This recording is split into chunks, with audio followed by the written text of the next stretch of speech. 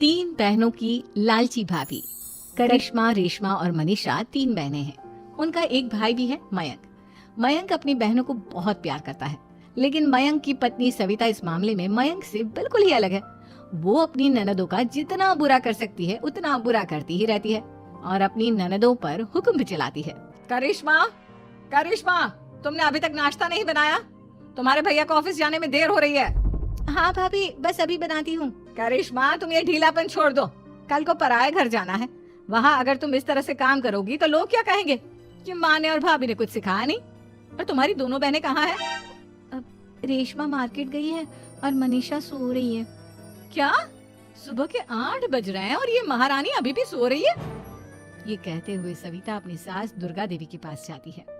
माँ जी, देख रही हो अपनी बेटियों के तौर तरीके? क्या हुआ बहू, सुबह सुबह क्या कर दिया मेरी बेटियों ने? अरे एक तो अभी अभी उठकर किचन में गई है, दूसरी सुबह सुबह बाहर चली गई और तीसरी अभी तक सो रही है। क्या करूं मैं इन तीनों का? मैं तो परेशान हो गई हूँ। जाकर उठा उसे और रेशमा से मैं बात करती हूँ। सविता सीधा मनीषा के कमरे में जाती है और उससे कहती है, महारानी जल्दी उठो, सूरज सर पर आ गया है। भाभी थोड़ी देर और सोने दो ना, मैं रात को लेट सोई थी। वो क्या ना यूनिट टेस्ट चल रहे हैं। शराफत से उठती है या नहीं, या फिर पानी की भरी बाल्टी डालूं तेरे ऊपर? नहीं भाभी, मुझे बिस्तर में नहीं नहाना, उठती हूँ मैं। मनीषा जल्दी से उठकर बाथरूम में चली जाती है। सभी आराम से बैठकर नाश्ता कर रहे होते कि तभी रेशमा बाजार से हाथ में सामान लिए आ जाती है। रेशमा को देखते ही सविता उस पर बरस पड़ती है। लो, आ गई महारानी। ऐसा भी क्या सामान लाना था जो सुबह आंख मलते ही बाजार की तरफ रवाना हो गई? भाभी, कल आप ही तो चीख रही थी कि घर का सारा सामान मुझे ही लाना पड़ता है, घर में किसी को भी किसी काम से कोई लेना देना नहीं है। अब मैं बाजार जाकर सामान ले आई तो आपको इस बात से भी तकलीफ हो रही है? देख रही हो माँ जी, अपनी बेटी की जुबान कैंची से भी तेज चलती है। और मयंक, आप तो कुछ कहेंगे नहीं अपनी लाडली बहन को? रेशमा, अपनी भाभी से ऐसे बात नहीं करते। चलो माफी मांगो। भैया, मैं क्यों माफी मांगू? आप भाभी से बोलिए ना कि हम पर कम हुक्म चलाया करे। हम इस घर की बेटियां हैं और आपकी पत्नी की ननद है, नौकरानी नहीं। लो कर लो बात। इनकी भलाई के लिए कुछ भी बोलो तो इन्हें बुरा लग जाता है। इस घर में यही इज्जत है मेरी। देख लो माँ जी, आपकी बेटी किस लहजे में मुझसे बात कर रही है। सविता वहाँ से चली जाती है। मयंक को बहुत गुस्सा आता है, वो भी वहाँ से चला जाता है। फिर करिश्मा रेशमा को समझाती है, रेशमा, तुम्हें भाभी से माफी मांग लेनी चाहिए थी ना। लेकिन दीदी, मैंने कुछ किया ही नहीं, तो मैं माफी क्यों मांगू? हाँ करिश्मा दीदी, रेशमा दीदी जैसे ही घर में आई भाभी ही उन पर चिल्ला रही थी। हाँ, मैं मानती हूँ कि गलती भाभी की थी। मैं तो इसलिए बोल रही हूँ कि भाभी ने माँ को तो पूरी तरह अपने वश में कर लिया है। वो हमारी बात सुनती ही नहीं। मयंक भैया हमारे लिए हमेशा खड़े रहते हैं, इसलिए उनकी बात का मान तो तुम्हें रखना चाहिए था ना।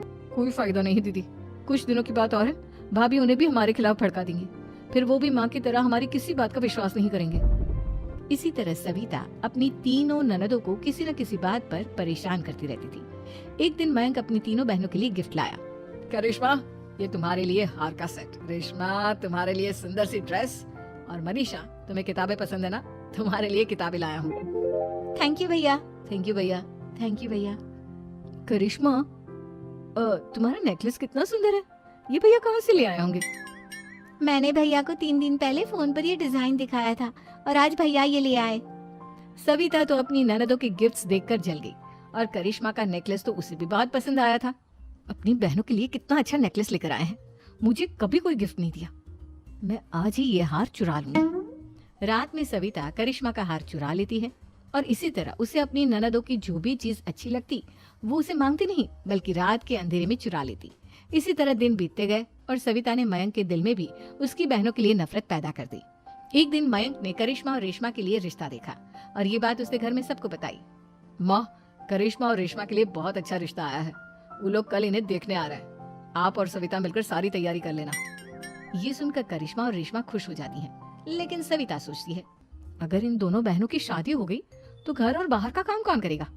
मनीषा तो एक नंबर की कामचोर है, उससे तो किसी बात की उम्मीद लगाना ही बेकार है। मुझे इस शादी को रोकना होगा। अगले दिन सभी लड़के वालों के स्वागत की तैयारी करने में लगे होते हैं। तभी मयंक अपनी बहनों से आकर कहता है, तैयार हो गई तुम दोनों? देखो, दोनों लड़के बहुत अच्छे हैं, मैं कोई कसर नहीं छोड़ना चाहता, इसलिए तुम उनके सामने अच्छे से बिहेव करना और अपनी भाभी से लड़ने मत लग जाना। करिश्मा, तुम वो नेकलेस पहन लो ना जो मैं तुम्हारे लिए लाया था।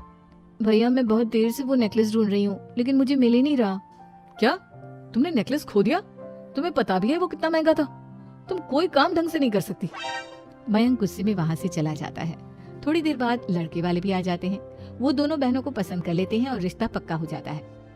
लेकिन सविता के दिमाग में तो कुछ और ही खिचड़ी पक रही थी। वो पंडित जी के पास करिश्मा की कुंडली लेकर जाती है और उन्हें पैसे देकर करिश्मा की कुंडली बदलवा देती है। जब लड़के वालों के पास करिश्मा की कुंडली जाती है तो वो दुर्गा को फोन करते हैं। बहन जी, हमने करिश्मा की कुंडली अपने पंडित जी को दिखाई थी। आपकी बेटी की कुंडली नहीं बल्कि दोषों का पिटारा है। देखिए, मैं और मेरे पति इन सब बातों में बहुत विश्वास करते हैं, इसलिए हम आपकी बेटी से अपने बेटे की शादी नहीं करा सकते। इस तरह करिश्मा का रिश्ता टूट जाता है और सभी घर वालों को बहुत दुख होता है।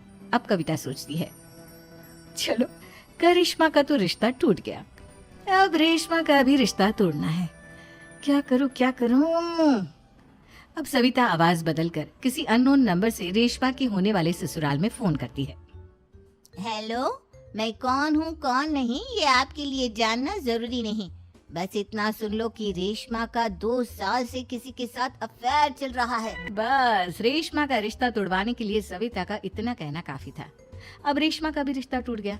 मयंक और दुर्गा देवी ने रेशमा को खूब खरी खोटी सुनाई और उससे बार बार उस लड़के के बारे में पूछने लगी। आप दोनों मुझे क्यों परेशान कर रहे हो? अरे कोई लड़का होगा मेरी लाइफ में तो मैं बताऊंगी ना। जब कोई है ही नहीं तो कहाँ से लाऊं मैं कोई लड़का?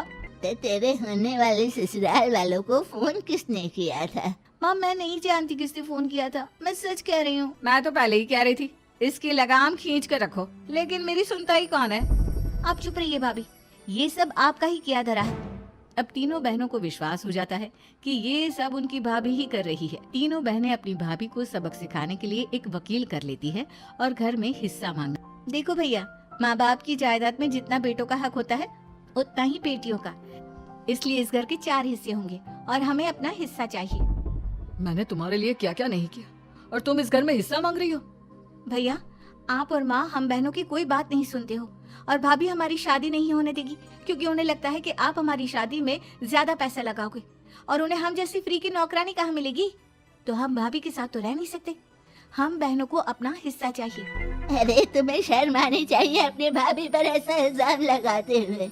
वो तुम्हारे बारे में कितना सोचती है। हाँ माँ, भाभी हमारे बारे में बहुत सोचती है। दिन रात बस यही सोचती रहती है कि किस तरह से अपनी तीनों ननदों को परेशान करूं और कभी मुझे पढ़ने भी नहीं देती।